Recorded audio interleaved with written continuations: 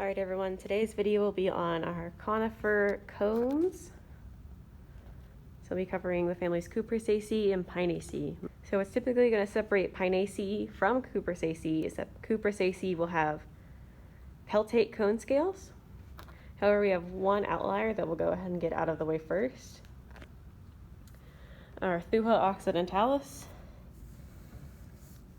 has a flat cone scale shape despite being in Cupressaceae. It's very small. It's got very few scales that are again flat, somewhat elongated compared to the rest of the fruit. And it is shaped sort of like a tulip. Very, very small. So if you're asked the cone scale shape for Thuja, it is flat, despite the family. These three we will tack together because they can be somewhat confusing. So you can see here there's an obvious size difference. So I'll pick out the big one first. This is Sequoiadendron giganteum, your giant sequoia. And as you can tell here, it is a giant in the cone as well compared to these cones. It's got that really obvious peltate cone scale shape. It's 2 to 3 inches long, somewhat cylindrical, but still rather squat. And there's not a huge amount of space in between these scales, and that is because it is usually stuck together with resin and takes quite a while to open or requires fire to do so. Pretty distinctive. Moving on to our redwood, which is our Sequoia sempervirens. A little bit smaller, or quite a bit smaller, I guess. And you can see again those peltate cone scales, but they're rather thin, they're somewhat irregular, and there's a lot of space in between them. So these two, if you get them confused, another thing to look at is their range. You'll be given a locality hint on these guys. Your giant sequoia, your Sequoiadendron giganteum, grows on the dry western slopes of the Sierra Nevadas, so inland California. And your redwood is going to be on the northern coast of California in that fog belt. This guy will also look similar, but he is going to be different. So this is your Metasequoia glyptostroboides, your dawn redwood. So he looks similar to your redwood, but it's not really any difference in size here. This is just natural variation between the two. The peltate scales on the dawn redwood tend to have less irregular edges, and there tends to be less space in between the scales. So you can just see these ones on redwood just kind of look crumpled, whereas the scales look very regular on dawn redwood.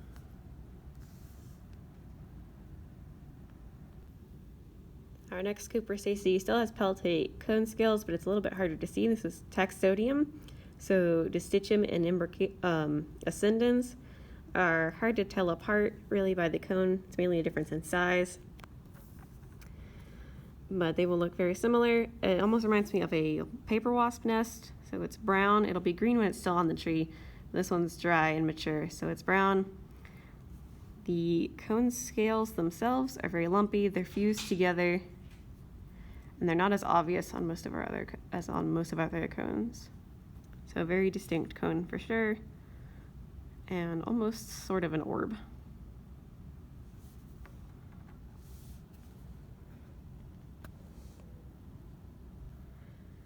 This is the cone for Juniperus virginiana, var. virginiana. I'm not going to take them out of the jar because that would make a mess.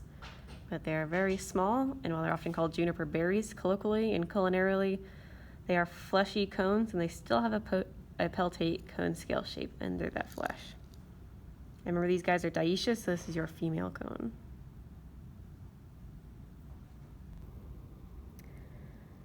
So this little guy becomes a bit more obvious again with the cone scale shape being peltate. So it's about the same size as a juniper.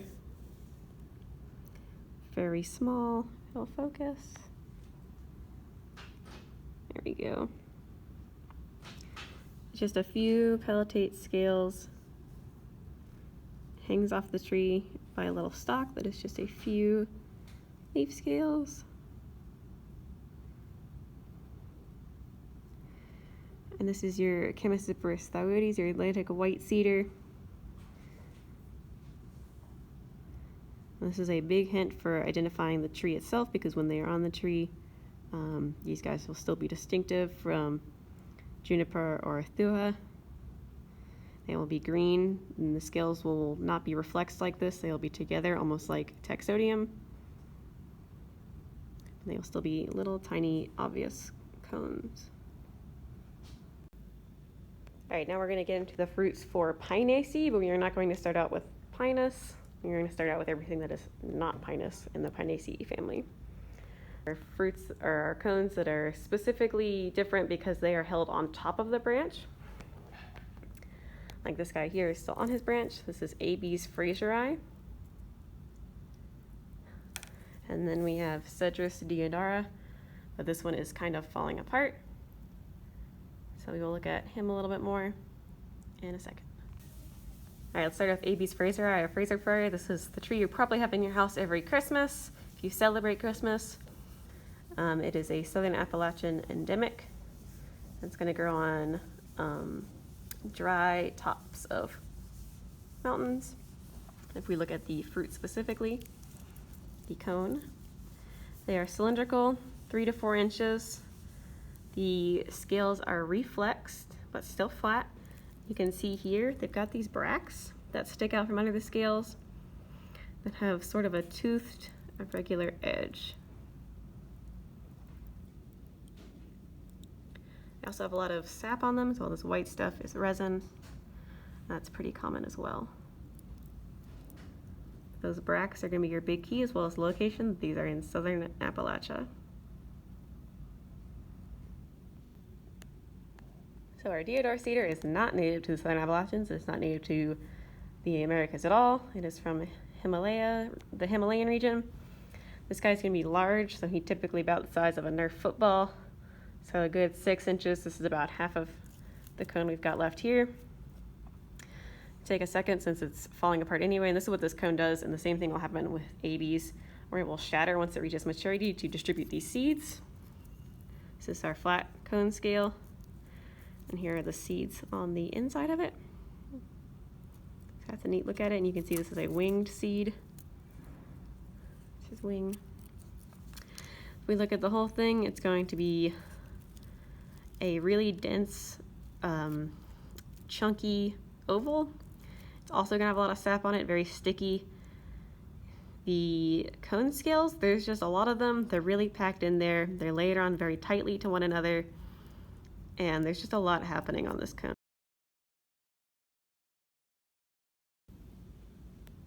All right, so we're going to move on to Suga, but I want to compare it to Abies first of all, because they both have bracts in between the cone scales. So if you look at Suga, it's got an obviously 3-pronged bract, and we'll talk about more in a second. Suga hangs down from the branch, whereas Abies is upright. And typically there's like less cone scales on Suga, and they're more spread out, where you can see on Abies they're like really crunched in. They're kind of like Cedrus. Okay, so for this class we learn 2 different Sugas, but they're actually the same species. They are just varieties of the same species.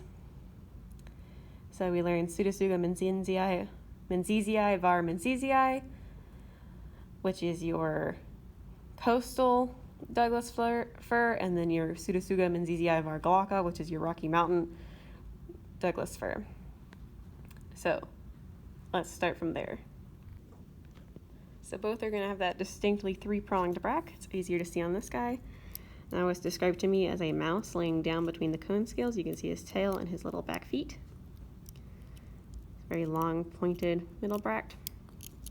And if we compare the two, this one in my hand here is var menziesii, your coastal one.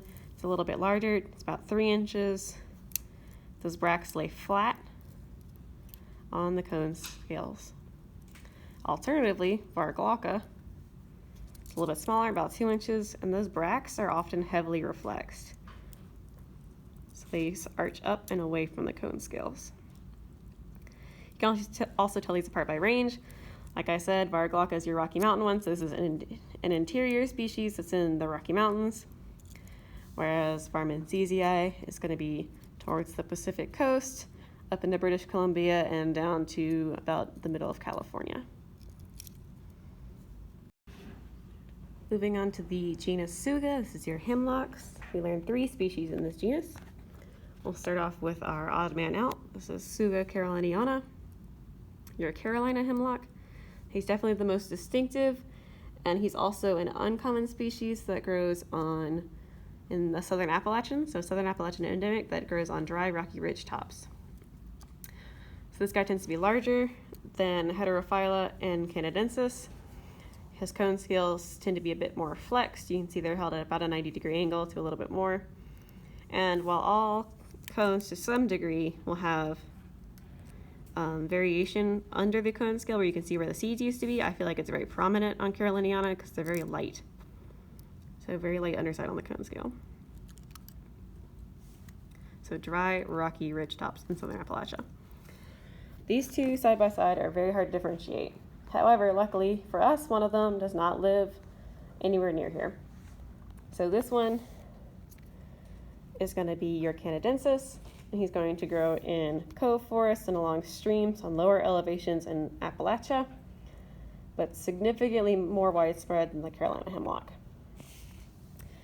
This one is Suga heterophylla, which is your western hemlock, and so if you hear hemlock and then the location hint is somewhere in Alaska, Washington, Oregon, or British Columbia, it's this one, Heterophylla. The last non-pine genus we're learning in Pinaceae is going to be our Picea, so our spruces. And we learned 4 in this class, and we'll start with our odd man out here again. It's a really large one. This is your Norway spruce. It is obviously not native here, but it is commonly cultivated. It's very long and cylindrical, about 5 inches. The cone scales the edges are a bit wavy, but I wouldn't say toothed. And it's a pretty dense cone, but it's gonna be so much larger than the others, and also it's always going to be present just because of landscaping.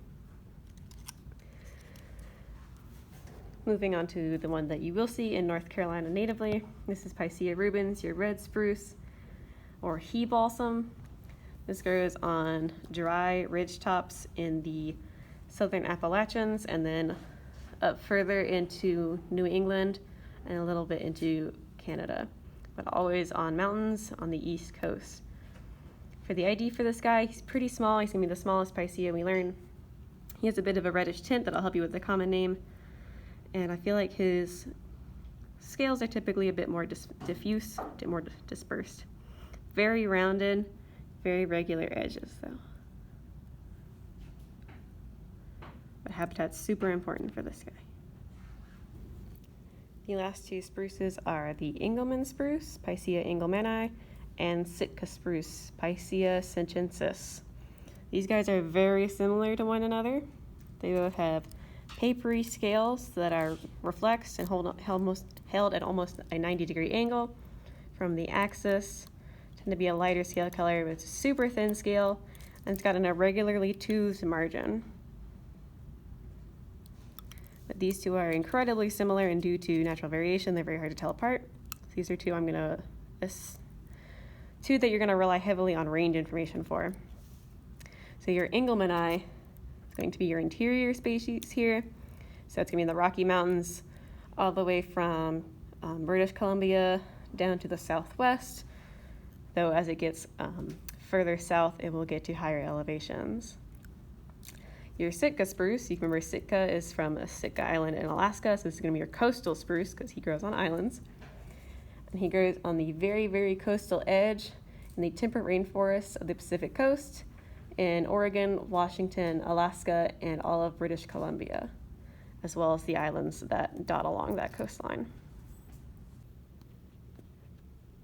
Throughout your time in NC State Dendrology, you are required to learn 15 species of pine, so plants in the genus Pinus and the family Pinaceae. And this section of the video will be devoted to looking at all of their different cones so you can differentiate them as best as possible. We have separated them into the hard pines, which is your yellow pines, and your soft pines, which includes your white pines, your foxtail pines, and your pinyon pines. All right, let's start off with our two weird soft pines. So we'll start off with this guy. This is Pinus edulis, your 2-needle pinion. And this is your pine tree is going to produce pine nuts that you eat in like pesto, etc. So this guy is super distinctive. It grows throughout rocky slopes and dry areas in the southwest and woodlands with juniper. And these are typically going to be really short, kind of ugly trees, and the cone is very similar. These guys pretty squat, doesn't have that many scales overall. There are no prickles to it. Got a lot of sap on the scales. It's a very light color.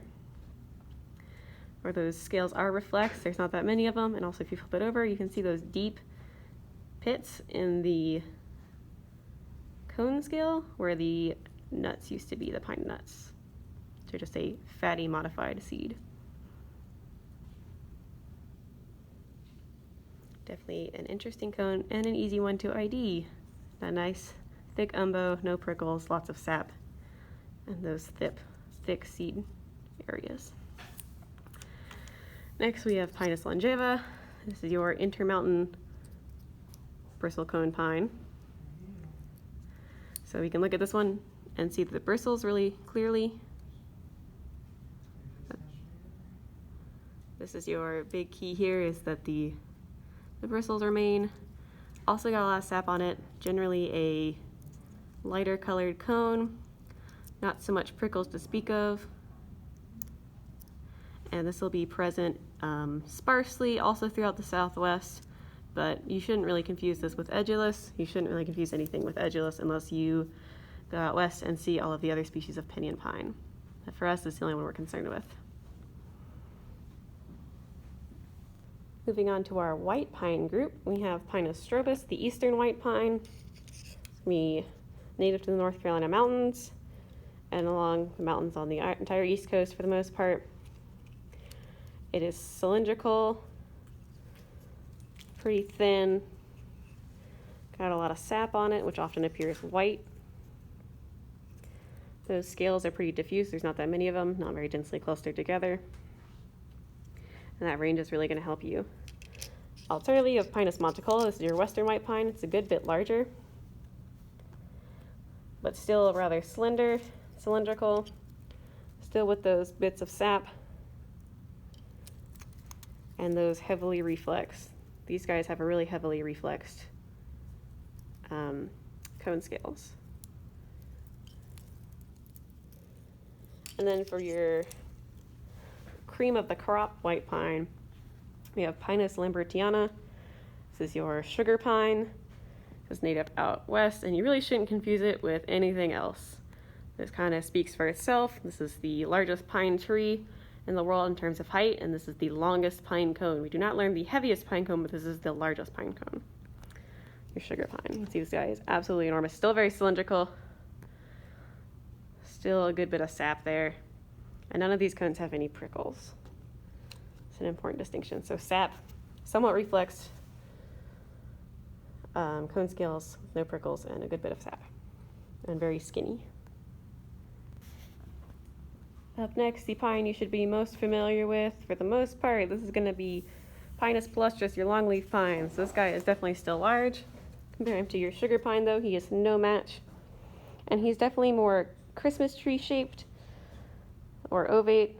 Either way, he really looks just like a really big loblolly pine cone, so not cylindrical like our sugar pine, but still definitely very large. Dark scales, reflexed, just a very hefty pine cone. Moving on from there, our typical pine cone, this is going to be our basis for most of our comparisons. Your loblolly pines, like I said, Christmas tree shape, so twice as tall as it is wide. Prickles, and very common throughout the east. Nice loblolly pine cone. So if you're looking at a pine cone that is still from the east, if you're looking at something that looks like a loblolly but is just a bit too orange, a little bit reddish, and also the prickles aren't as pronounced, this guy won't stab you as much. This is native to southeastern states lower than North Carolina, so Florida, Georgia, South Carolina. It's gonna be your slash pine, Pinus eliadii. Another nice medium-sized pine cone, but this one is from out west. This is Pinus ponderosa, your Ponderosa pine. This guy's gonna be about ovate as well, a little bit chunkier. Got pronounced prickles, still a bit of a reddish tint in my opinion. And those top scales are going to reflect very heavily up towards the twig. And also when it falls off, the twig is gonna hold on to some of those cone scales to typically end up with like a crater in the top. So definitely very different. So you can compare this is your western species, and then loblolly pine is similar, but again, not as heavily reflexed and a little bit thinner. And then slash pine, that really reddish color is going to give it away for you, as well as the location. So you put that next to loblolly. So this is loblolly and this is slash. Moving on there to Pinus pungens. This is going to be in the mountains on really dry, rocky sites. This is a serotinous cone, so these guys have not opened. They were not exposed to fire. This will be in North Carolina, so another eastern species. And really what you're looking for is that these cones are really, really heavily armed. So they're ovate, medium size, but heavily armed. Look how big those prickles are. The umbo is really stout, and this definitely would not feel nice falling on you.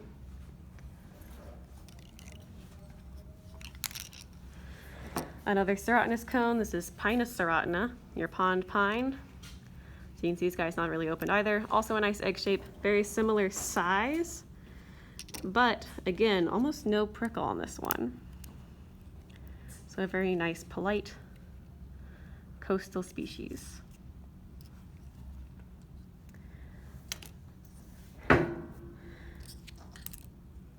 Yet another egg, but this one's a bit smaller. This is Pinus rigida. Pitch pine. This one's gonna be in the mountains, also a small egg. Definitely more prickly. See those prickles there. But egg shaped and also going to be in the mountains.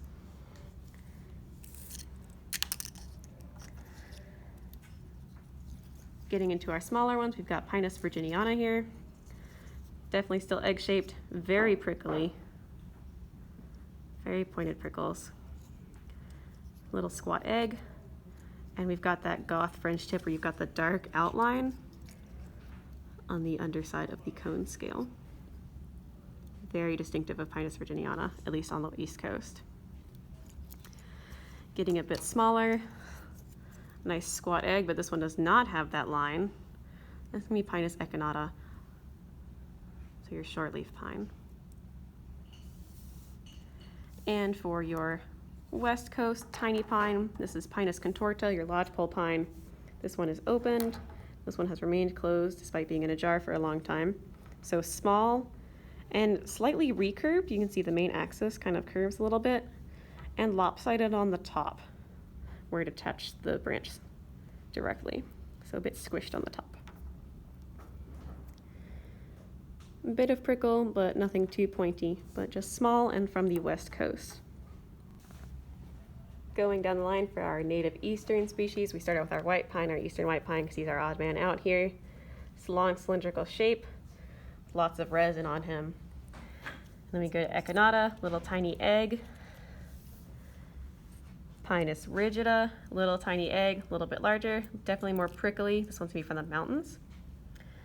Pinus virginiana, Virginia pine, definitely prickly, and that dark French tip, still a bit of an egg. Egg's getting a little bit larger now. It's Pinus serotina. This one's gonna be at the coast, and he has almost no prickles, very smooth. Pinus pungens from the mountains on dry sites, serotinous, so often closed, and with very, very heavily armed prickles and umbos. A very mean cone. Your typical loblolly, which we've all seen 1,000 times. Eliadii, which is going to be from south of North Carolina and have that distinctive orangish color. And then our big boy, Pinus palustris, our longleaf pine. Going down the line for our western species, we've got our little tiny lopsided boy, a little bit recurved, Pinus contorta. Our strange one with lots of sap. Those deep seed pockets, this is Pinus edulis. Our guy here, also lots of sap and also lots of bristles. Definite bristles. This is Pinus longeva, our inner mountain bristle cone. Pinus Ponderosa, which is medium-sized and heavily reflects the top. Pinus monticola, which is a larger version of Pinus strobus. And our biggest boy, Pinus lambertiana, our sugar pine.